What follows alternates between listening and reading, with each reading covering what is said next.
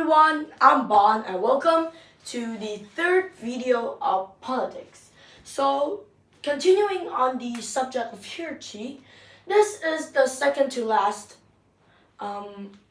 Hierchy that I will cover, which is the Chinese Hierchy in the Tang dynasty. Because based on my research, the Tang dynasty was the most reliable and clear Hierchy system that I could find. So on the bottom were slaves. So slaves were people who were forced to work under the threat of death of their own selves, torture, etc. In return, they get a place to sleep, some things to eat, but were usually treated harshly, such as getting whipped, getting punished, or getting brutally tortured. That is the life of a slave. Next is a soldier, or rather a foot soldier, because these soldiers risk their lives for these people, or basically the whole kingdom. So people who wanted to become knights had to go through a really hard or a really special training in order to qualify for a soldier. Because there were a lot of soldiers, most people who had nothing to do better than to die tried to become soldiers to defend their country and get something to eat that wasn't potatoes or raw beef every day.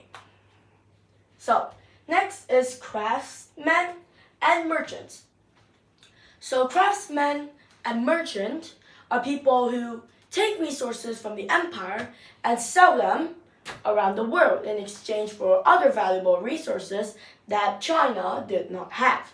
So craftsmen and merchants played a really important part in the Silk Road, which was the large trade of silk once the secret of silk from the Chinese people got out.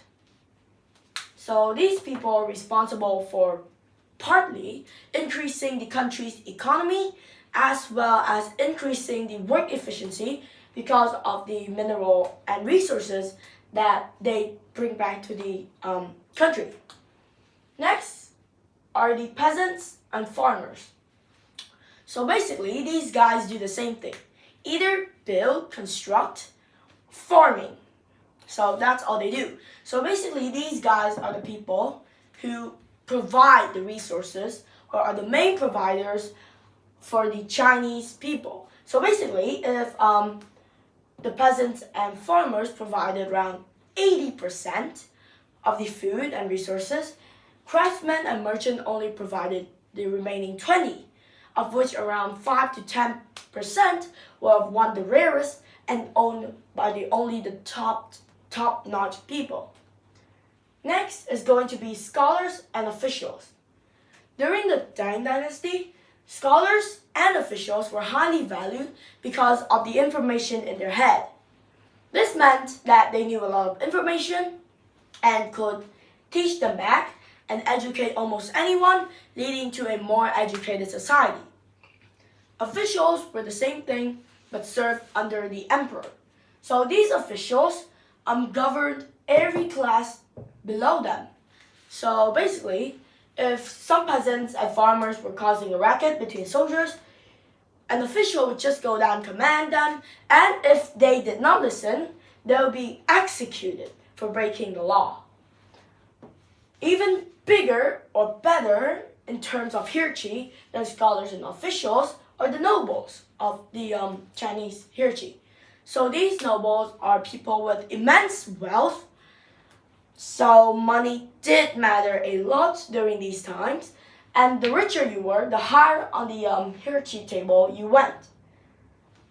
So the nobles were the one, I think, based on my research, that provided wealth and financial stability for Chinese hierarchy, although they did not contribute much, and most of the Chinese money came from the taxes that slaves, I don't think so, soldiers, craftsmen, merchants, and anything below the emperor had to pay.